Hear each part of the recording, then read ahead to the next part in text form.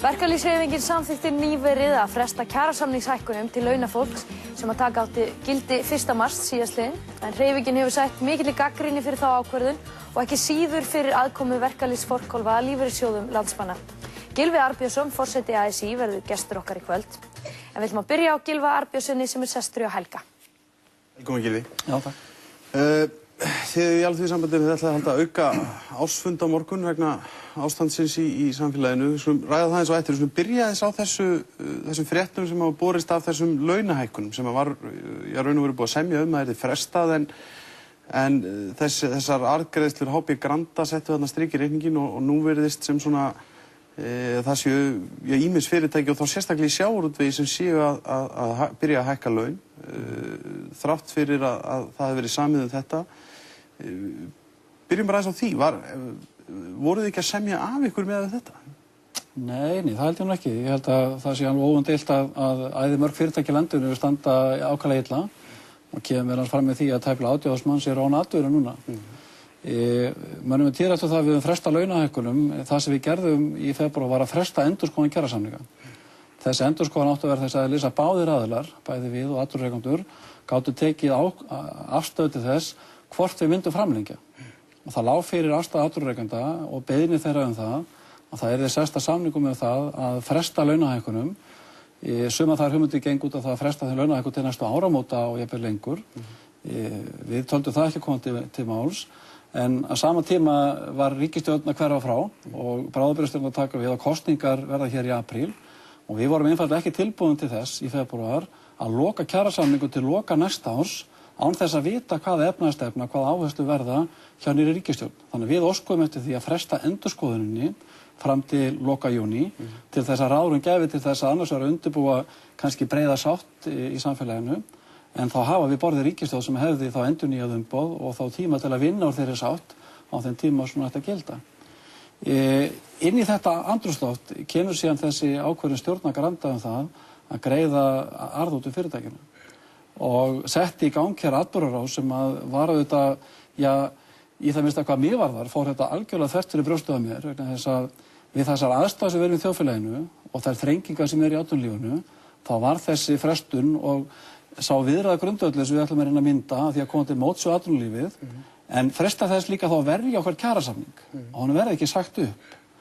Telur það sé verið að stefna þessum kjarasamningi hættu með þessum, við getum kallað það bara innleik þessara fyrirtækja sem hafa ákveður að gera þetta? Ekki svo einkennilegt að... Nei, ég tel fyrst og fremst að þessi uppákoma sem var í kringum Granda hefur sett þetta mál allt í mjög erfiðar stellingar og mjög skiljanleg reiði hjá þeim starfsmönnum sem að verða þess áskynja. Það hefur síðan sett í gang atburðarás innan sjávarútvegsins. Auðvitað ekki bannað að hækka laun. Það har aldrei verið þannig. Og þá við sem að gera eitthvað á hinu mistýrða borði kjarasamninga að fyrirtæki sem standa betur og geta gert betur mega sjálfsögðu að hækka laun. Þannig hefur alltaf verið. Það er ekkert nýtt við það. Finnst þér þetta þá vera upphlaup hjá samtökum atvinnulífsins að þau var hótaði að segja upp kjarasamningum? Þau gera það með sín yfirlýsingardaga að telja sig vera sett í þá stöðu að það sé uppi mikið þrýstingur á að hækka laun og að þau hrekist í það að segja þessum kjarasamningi upp vegna þeirra fyrirtækja sem ekki ráða við þessa hækkun. Hvað finnst þér þá yfirlýsingu þeirra? Ég hef miklar áhyggjur af því að þetta mál sem að hóst með þessu Grandamáli sé komið í þessar stellingar og svona hvetja þess að menn svona aðeins róa sig niður. Mér finnst það við þessar aðstæður núna, þegar svona margir eru atvinnulausir, þá hlýtur að vera meginverkefni bæði okkar og atvinnurekenda að finna alltaf leiðir til þess að fjölga störfum. En ekki að slíta pening út úr fyrirtækjunum í formi arðgreiðslna núna, en það þýðir ekki að það sé bannað aldur og ævi að greiða arð. Bara aðstæðurnar núna eru svona. En varðandi þetta, það var ekkert einhugur innan ASÍ hvaða leið ætti að fara í þessu og það voru félög sem voru ekki sátt við þetta. Ég auðvitað þannig í stóru hreyfingu að það er þetta að skipta skoðanir. En hvers vegna var fólk ekki bara gefið tækifæri til að kjósa það hvort það vildi? Það var enda gert. Við héldum fyrst formannafund 22. janúar og fórum yfir þessa tillögu forystunnar það að við myndum fresta endurskoðun kjarasamninga og stefna því að halda auka ársfund og undirbúa okkur undir þessa umræðu betur og ákváðum síðan á þeim fundi að 3 vikum síðan myndum við hittast aftur sem við gerðum 16. febrúar og í millitíðinni myndu formenn aðildarfélaganna beita þeim aðferðum sem þeir eru vanir heima hjá sér, hvað sem var með allsherjar atkvæðagreiðslu eða félagsfundum eða vinnustafafundum eða hvað Það þetta bara mismunandi hefðir í því og það voru þúsundir manna sem komu að þessar umfjöllunni það 3 vikur sem liðu á milli og yfir 90% af okkar aðildarfélögum voru sammála því að fara þessa leið. En það var hvergi kosið.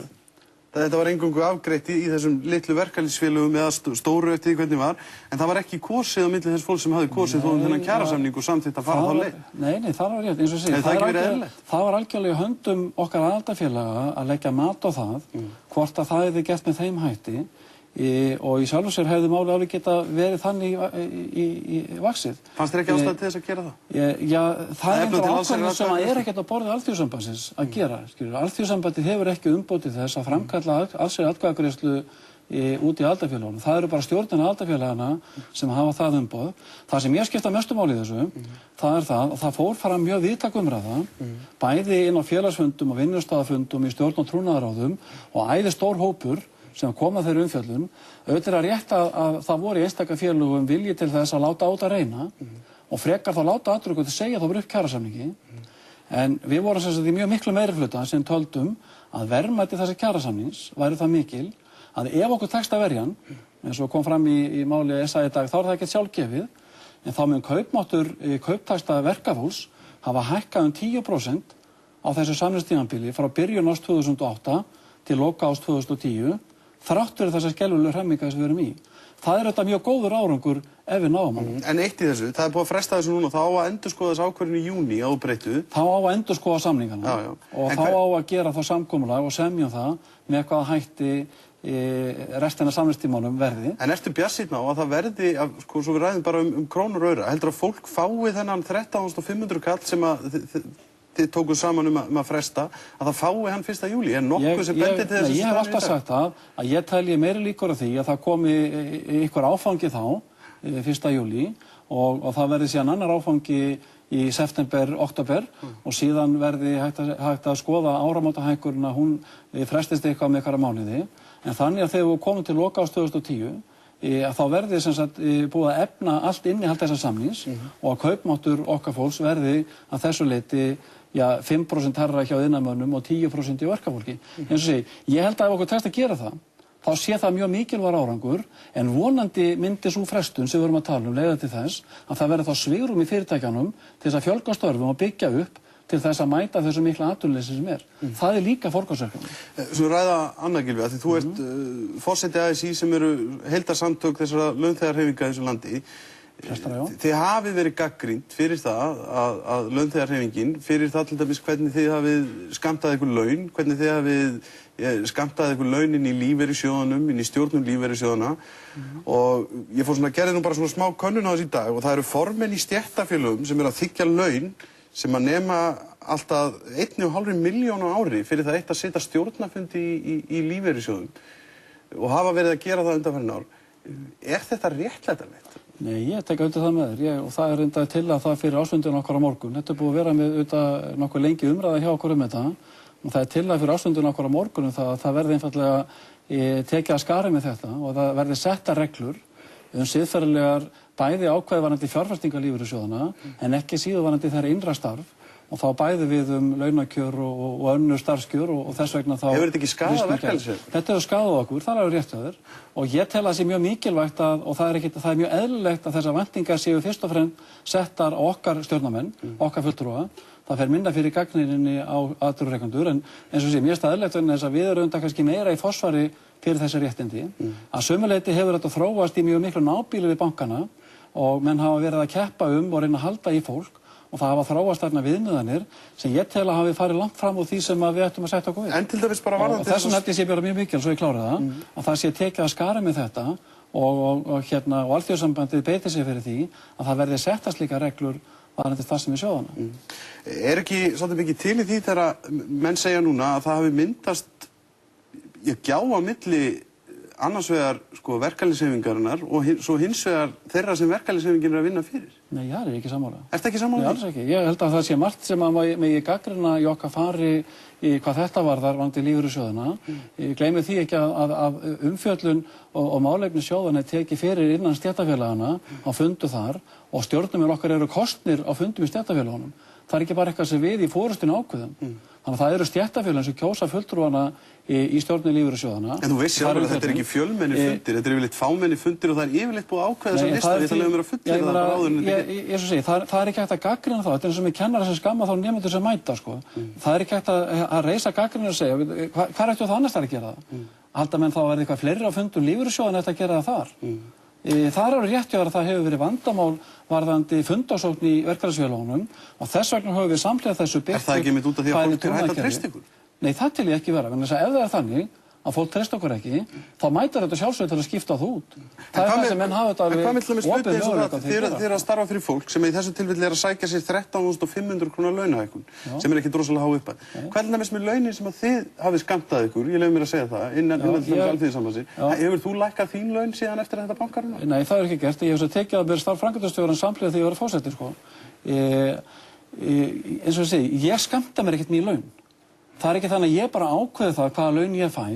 Það er auðvitað nefnd hjá miðstjórn Alþýðusambandsins sem fjallar um það á hvaða launakjörum bæði framkvæmdastjórinn og forsetinn er á. Og það var óskað eftir því eftir að þetta hrun kom að óvissa þess vegna fjárhag Alþýðusambandsins að ég tækja mér þetta starf í samhliða því að vera forseti að það er ekki ráðið í stöðu framkvæmdastjóra.